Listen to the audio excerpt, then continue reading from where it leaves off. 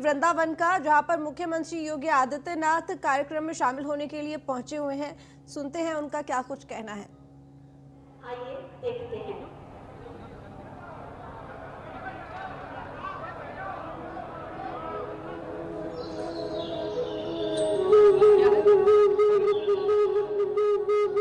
उत्तर प्रदेश के अंदर 28 करोड़ की परियोजना जवाहर बाग का जीर्णोद्धार और सौंदर्यीकरण।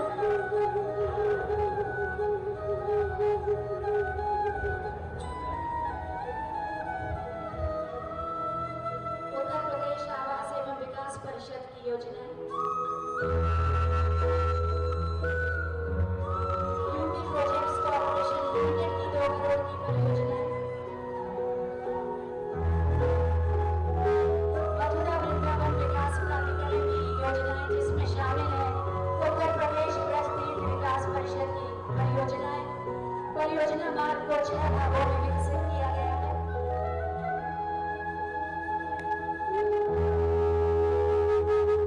भगवान श्री कृष्ण की लीलाओं से जुड़े स्थलों का, सभी तीर्थों का सौंदर्यीकरण और जीर्णोद्धार उत्तर प्रदेश ब्रज तीर्थ विकास परिषद द्वारा।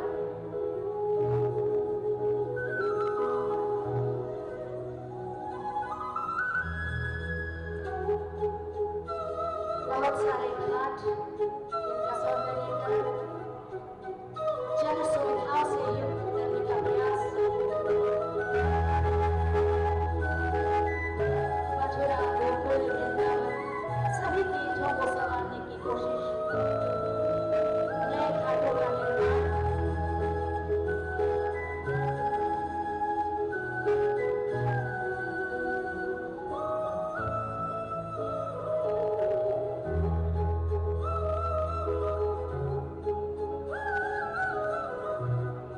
पर्यटक सूचना केंद्र के पुनर्निर्माण का कार्य,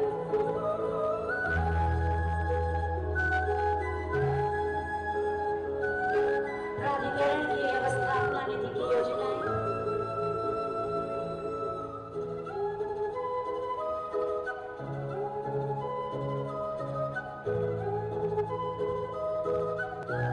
कुसुम सरोवर की प्रकाश व्यवस्था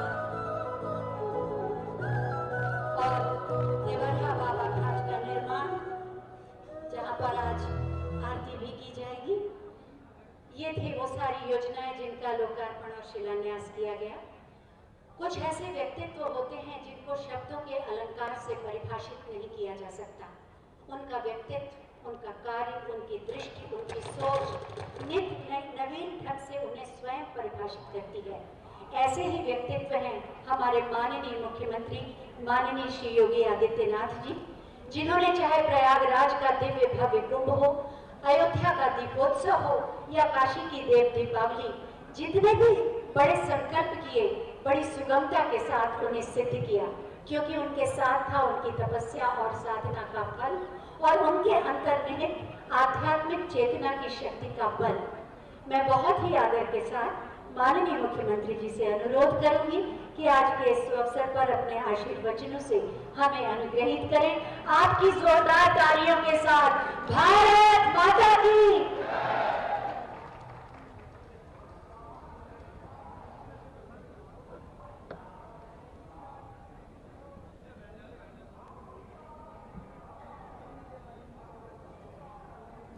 वृंदावन बिहारी लाल की, राधे रानी की, यमुना मैया की। कुंभ पूर्व वृंदावन की सुप्रसिद्ध और ऐतिहासिक वैष्णव बैठक, जो वास्तव में वृंदावन कुंभ के रूप में ही अब सुविख्यात होने की ओर अग्रसर है, के इस अवसर पर मैं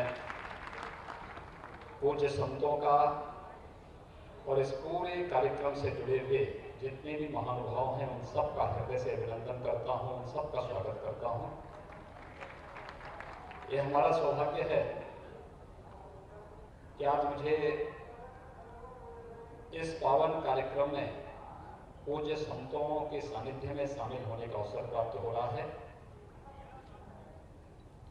इस कार्यक्रम को यहाँ पर सानिध्य प्राप्त हो रहा है पूज्य संत फूलटोल जी महाराज, पूज्य संत विजय कौशल जी महाराज, हमारे अन्य जो पूज्य संत चरण हैं, हरिशंकर जी महाराज हैं, राम स्वरूप जी हैं, मदन मोहन जी हैं, लाडली शरण दास जी हैं, मुरारी दास बाबा जी हैं, सुंदर दास जी हैं, जितने भी हमारे पूज्य संत चरण हैं, उन सभी पूज्य संतों का मैं हृदय से अभिनंदन करता हूँ, उनका स्वागत करता हूँ। मेरे साथ आज यहाँ पर उपस्थित हैं प्रदेश सरकार में मेरे सहयोगी मंत्रीगण, चौधरी लक्ष्मी नारायण जी, पंडित श्रीकांत शर्मा जी, डॉक्टर महेंद्र सिंह जी, यहाँ के लोकप्रिय सांसद श्रीमती हेमा मालिनी जी, यहाँ के जो हमारे महापौर हैं श्री मुकेश आर्य बंधु हैं, हमारे विधायक बलदेव और विधायक गोवर्धन भी यहाँ पर मौजूद हैं,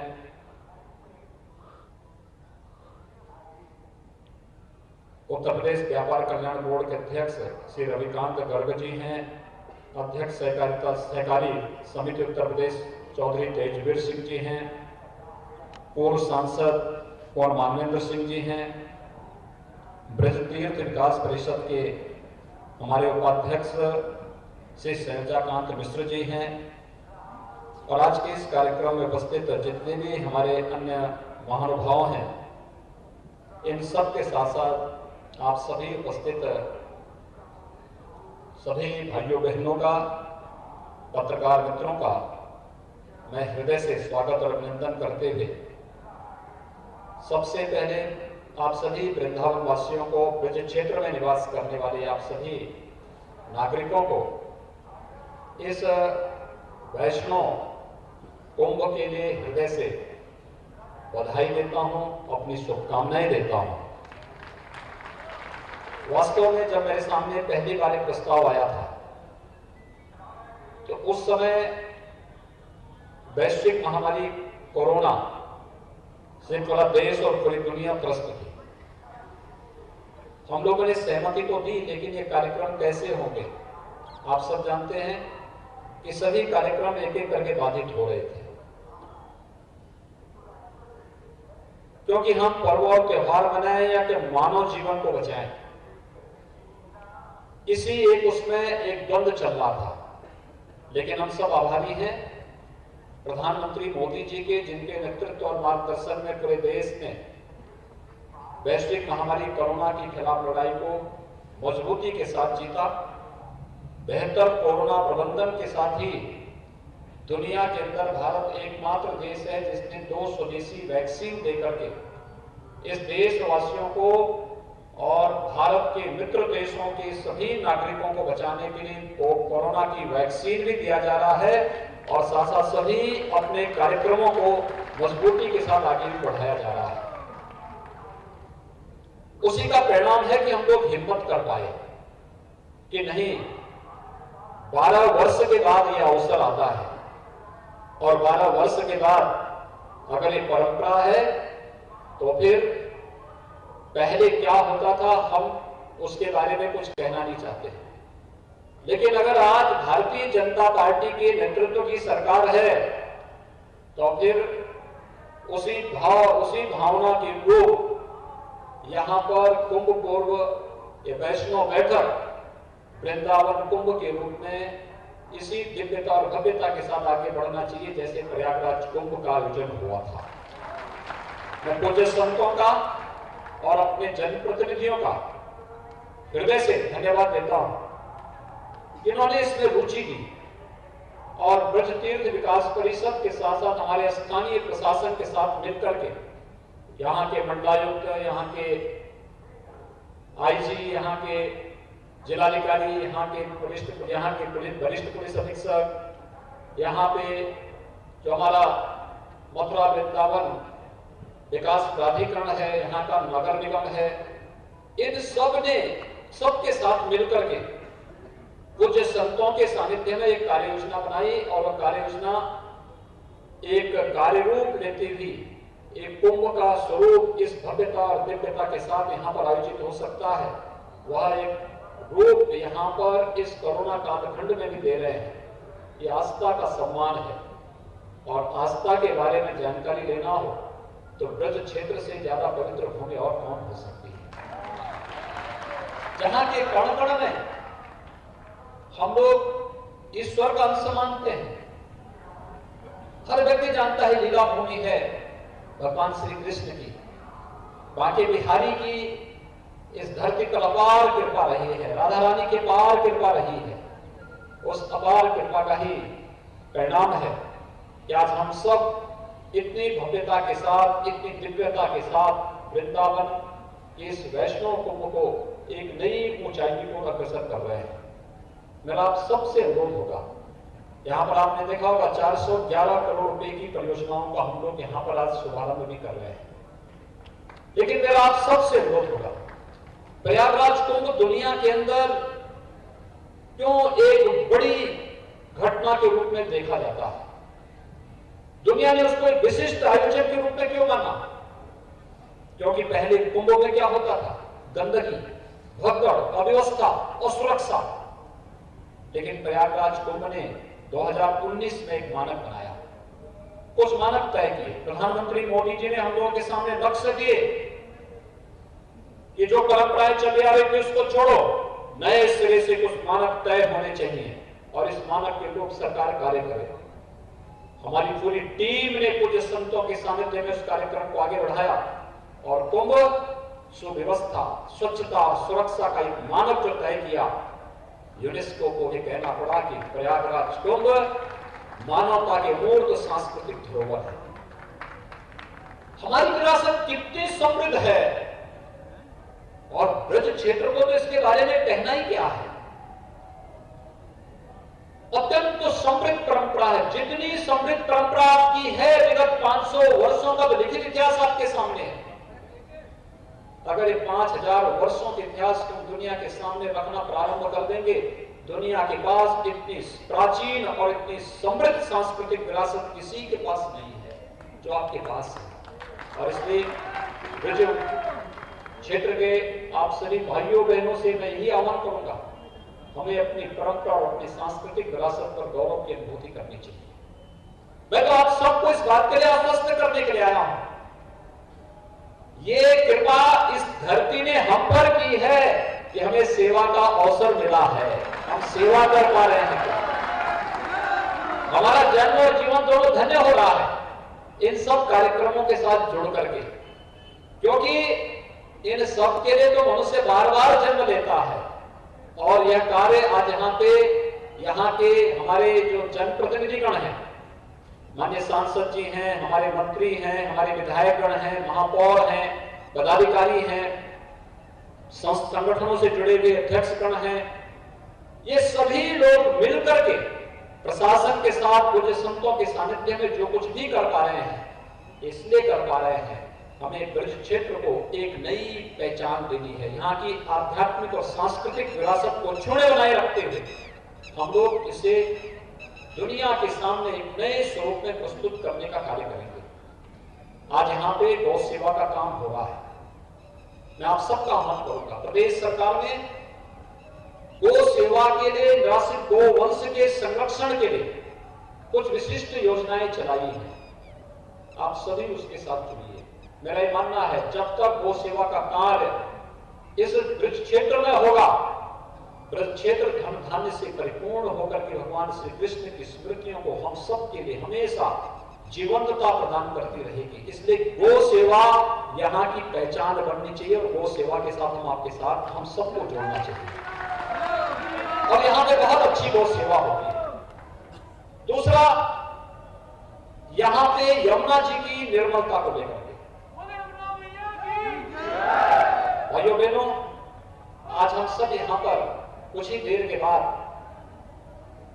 देवरा बाबा घाट पर जाएंगे, वहां यमुना जी की आरती भी करेंगे। वास्तव में यमुना के साथ हम सब की स्मृतियां जुड़ी हुई हैं, हमारे पूर्वजों की स्मृतियां जुड़ी हुई हैं, भगवान श्री कृष्ण की स्मृतियां जुड़ी हुई हैं, इस वृंदावन की स्मृतियां जुड़ी हुई हैं। तो स्वाभाविक रूप से यमुना जी की निर्मलता के लिए हमें कार्य करना है।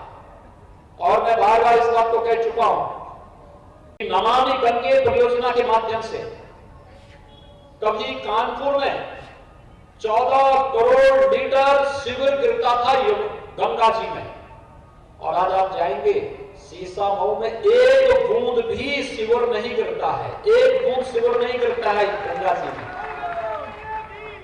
जाजमऊ में उसके नीचे कोई जलीय जीव बचा ही नहीं था गंगा जी में।